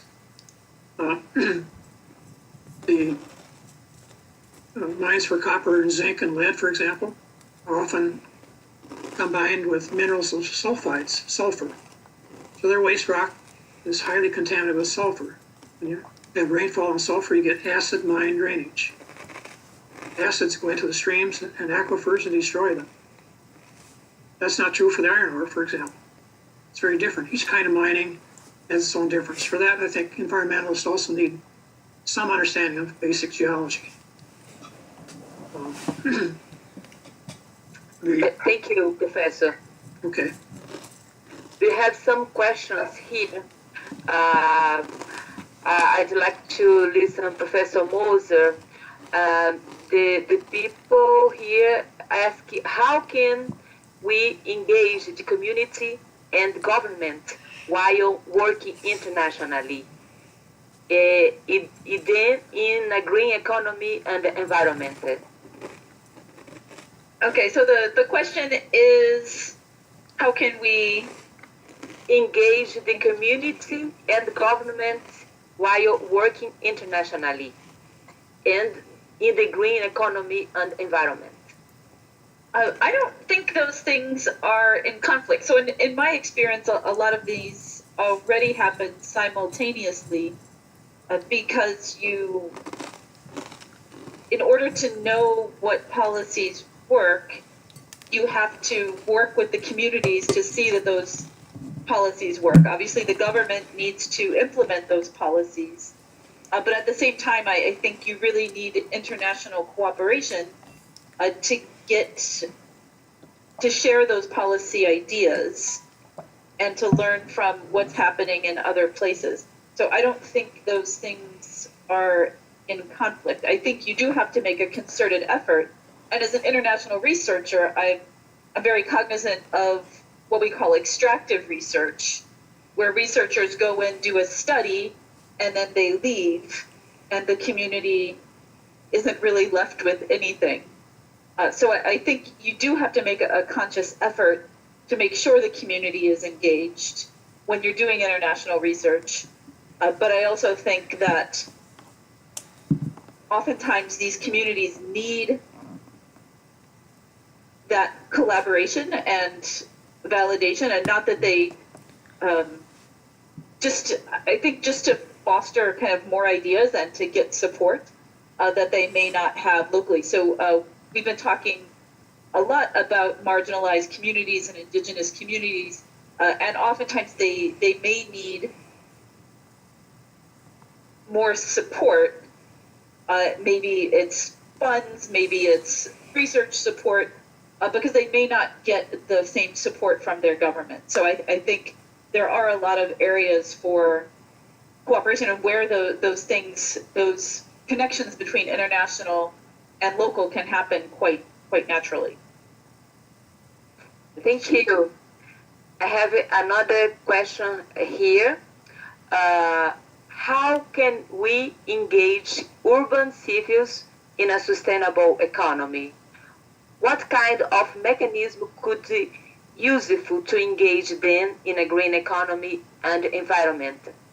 Professor Corby, could you please answer this issue? Professor Amelia, if I may ask, could you kindly repeat the question? Okay, how can we engage urban civils in a sustainable economy? What kind of mechanism could be useful to engage them in a green economy and environment? Well, in the context of a green economy, as we know, countries around the world are committed to a greener economy in the context of climate change and reducing emissions, given the implications for society, the implications for development, and the sustainability of the planet and the human population. So engaging urban citizens, there are many initiatives that we can, or approaches that can be taken from the level of the university in capacity building and training, outreach activities. Here at NIA, the Federal University of Para, we don't focus only on teaching and research, but also outreach activities, extension activities. So, of course, there are many civil society groups that we reach, and in the context of urban citizens and urban civil society, definitely outreach activities will be very important. I also wish to speak more specifically regarding the Amazon, and of course, maybe to tie this to the previous question regarding international cooperation in the context of the low carbon issues. So we should not also forget, in the context of the Amazon and the Pan-Amazon region, we have the treaty, the Organization for Amazonian Cooperation. And that institution is very, very important for the Amazon region because it brings together the various governments across the Pan-Amazonian region to work together to set and plan priorities and implement a number of action plans for the region. And that is very important. And we should not, although we're speaking about cooperation at the university level, we should also not forget this institution. We should also not forget the MFIs, the multilateral financial institutions such as the World Bank, such as the IDB, because they also engage governments in planning. So I believe that at the university level, we need to actually include the MFIs in our training in development and sustainability, because at times our students do not understand, they do not know the level of engagement that these MFIs actually engage our government across sectors of development, in environment, in energy, in sustainability, in low carbon issues. And so that is very, very important for our students and researchers to understand. And of course, their implications, their engagement rather, in community engagement, whether in indigenous populations, traditional populations, and other areas of stakeholder engagement for sustainability and development. Thank you. Thank you, Professor Corbin. I have one more question here for Professor Salki. People ask here, do you think it's time to do deep technical cooperation, especially on environmental education and soil management? Excuse me. It's time for a lot of things, of course, but environmental education, and me being a professor, education is primary, of course. And educating people in all aspects of our world relating to environment and energy are very important. I think it's come up also, one of the things we have to be careful of, and I've been trying to be conscious of always, is to make sure that I have good personal contacts before I go into a project in a new area, in a new country. Because of there's always this problem of what's sometimes called neocolonialism or scientific colonialism, where some high-powered consultant comes in, says this and this and this, do this the my way, and then he leaves, and nothing's left there. You've got to become part of the local effort as well, get to know all the people who are involved, and work very cooperatively with them. What was the rest of the question? I think Is this. Thank you very much. Okay. Well, lots of important question was debated in this afternoon, and you have many questions to debate all day. But the time you have almost 2 hours in the debate, so I'd like to give the floor for the participants to do the final consideration, and after give the floor for this colleagues from West Michigan and staff and the UFPA. Please, could you start, Professor Sok, to give your last message? Oh, well, as I said before, I serve as an elder member of this group. I'll be 80 years old next year, but I still travel to Brazil. I hope some of you will send emails to initiate an email contact with me. That's my best way of keeping a contact open. Who knows, next time I go to Belém, I could look some of you up, try to find you at the university. But I'm also familiar with the Pan-Amazon Compact of all the different universities and countries around the Amazon. I think that's very important. I learned about that from Lorenzo. So, Akana, please make sure you keep active in that. It's a very good effort in the regional scene. And as I said, from my first slides, you can see that I know that the eyes of the world are on the Amazon, and that's why I brought in those first 2 slides. The deforestation in the Amazon. That's a huge problem or project. You have to be able to break it down and define lots of smaller projects to attack this larger problem. So I wish you success in the future. Thank you. Thank you very much, Professor Salki, and you are invited for the next one with our colleague for geoscience. Thank you very much. Professor Moser, please. So thank you for this invitation. This is really an exciting opportunity because I see a lot of potential opportunities for collaboration and just learning from each other. We've talked a lot about the international cooperation, but someone else also mentioned the interdisciplinary cooperation, and I think that is equally important because we also have to get out of our, what we call silos, get out of our narrow focus in our research and really work with the climate scientists and the geologists and the political scientists.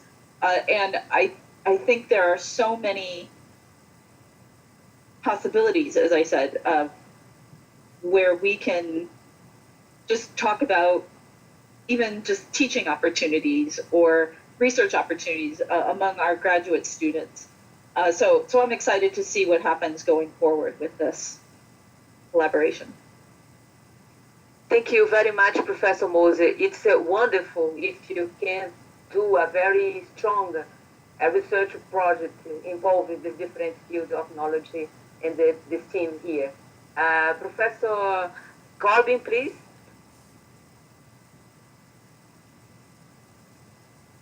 Hi. On behalf of the Federal University of Para and my colleagues here, I would like to thank my counterparts from the Western Michigan University for this invitation to have this debate today to speak about possibilities of cooperation, and definitely I can see many opportunities in the area of interdisciplinarity, the Global Classroom Project, which one of our colleagues would have spoken about.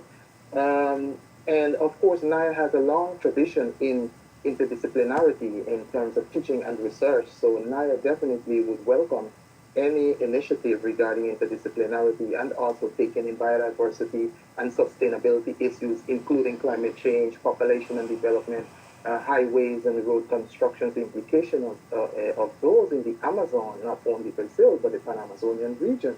And we are actually beginning to see the replication of some of those in other countries, including the Guyanas.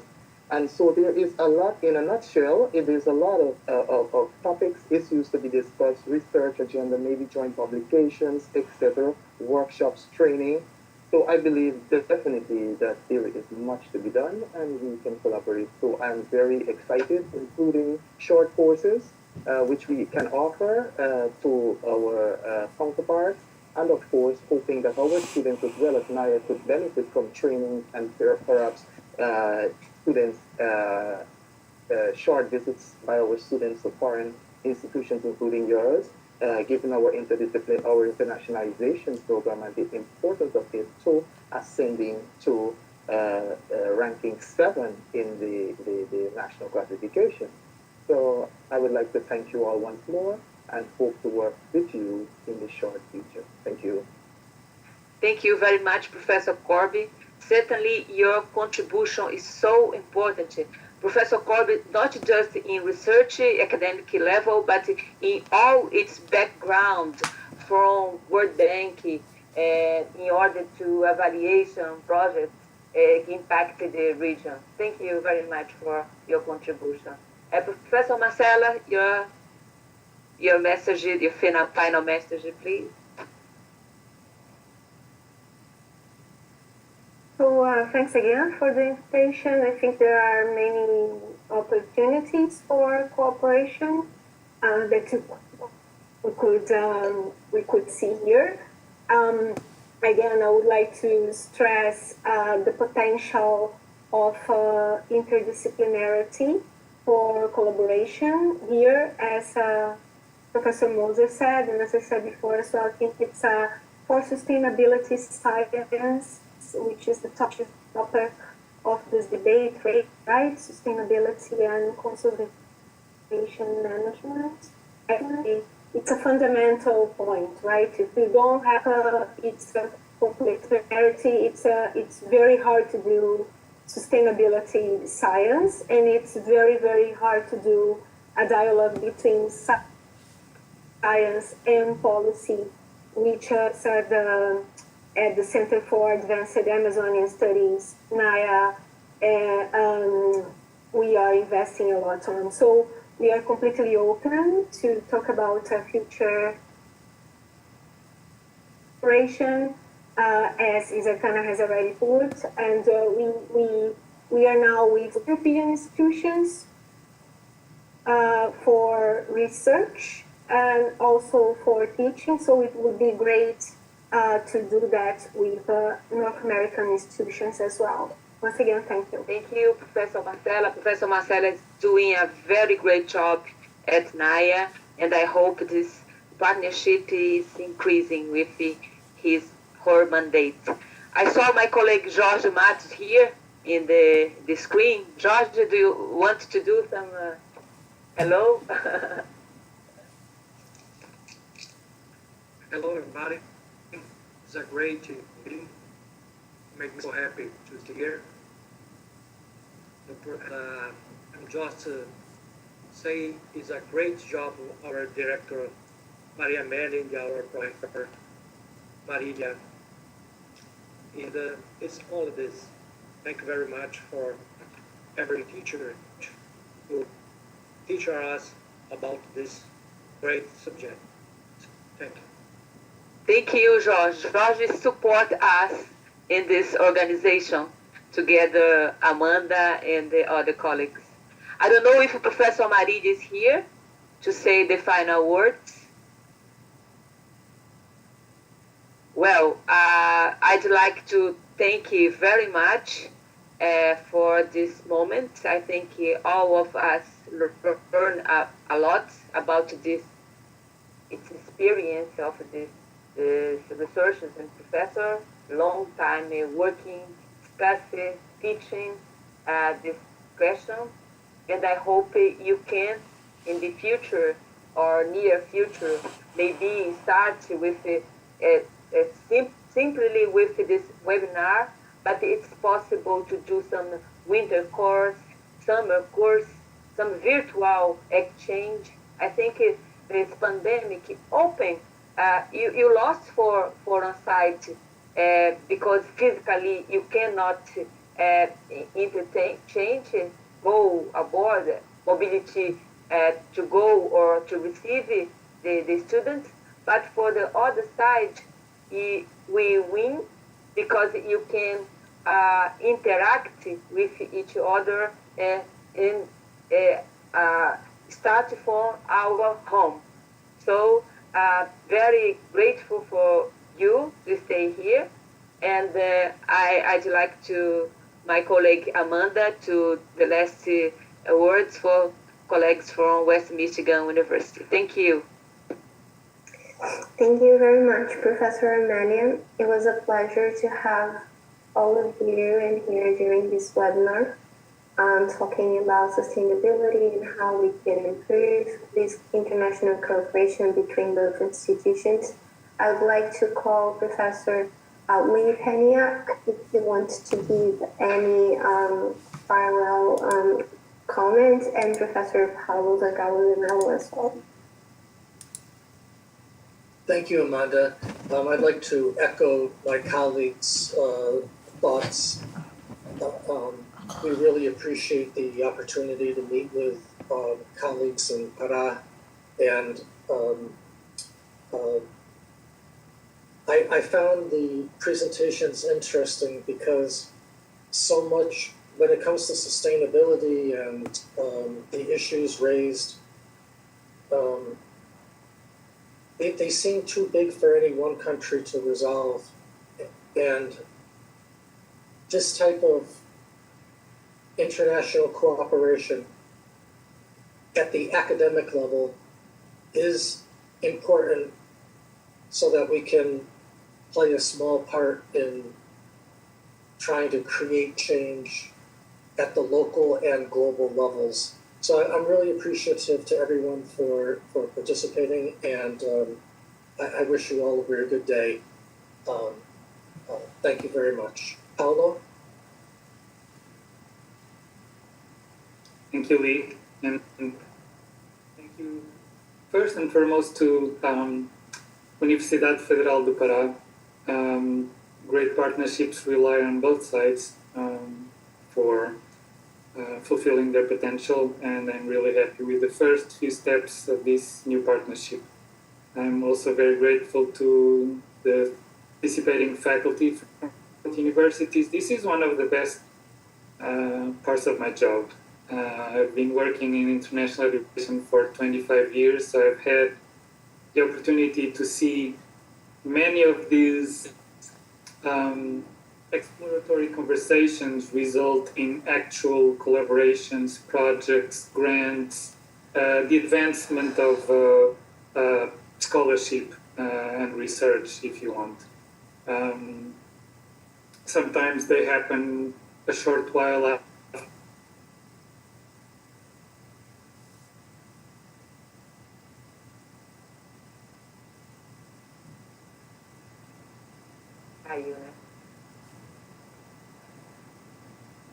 I think my connection broke down for a little bit, but I guess I'm back. Good. So I think that sometimes, those results come by quickly. Other times it takes a few months or years to see them flourishing. But I've had the opportunity to see many of these exploratory conversations throughout these 25 years result in meaningful collaborations and projects. And I'm sure that this collaboration with UFPA will not be an exception to those many successful cases. And I really enjoy being part of this and being able to develop projects like the Global Partnership Showcase, WMU, GPS, and that aim to develop these and promote these collaborations. I want to show my Brazilian friends, and I'm sure Professor Salk will appreciate seeing this, that I was fully prepared for a webinar with a Brazilian university. I had my cafezinho with me, and to thank and by the way, Professor Salk's Brazilian Portuguese is much better than mine. I have the Portuguese or the European Portuguese pronunciation because I'm originally from Portugal. So it was, it's always great for me to see these international collaborations develop. Again, thank you, Professor Moser and Professor Salk, for participating. I really appreciate this. If also within your departments and among your colleagues you see opportunities for collaboration, just let us know, let the Henneken Institute know. We're here to help. And again, thank you all for making this happen. Amanda, thank you so much. You're our field representative in Brazil, so a lot of this obviously is your work. I'm really thankful for also the connections you've been making for us. Boa tarde e até breve. Abraço a todos e até breve numa próxima oportunidade da UFPA e da Western Michigan.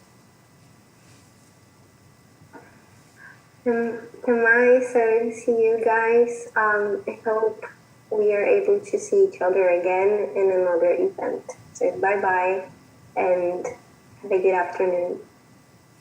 Boa tarde. Tchau. Bye. Tchau, tchau.